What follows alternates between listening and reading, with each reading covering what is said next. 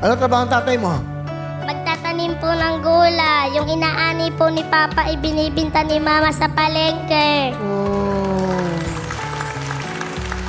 Sige, pakilala mo na sino kasama mo. Pinapakilala ko po ang aking mama, si Mama Baby. Sino pa? Tsaka si Papa Romet, tsaka si Kuya Rani. Buong pamilya. Okay. O, nanay, kamusta po kayo? Hello po, Will. Hello. Hello. Masaya, Will. Kahit mahirap, walang masaya. Ano po gusto sabihin sa inyo pong anak?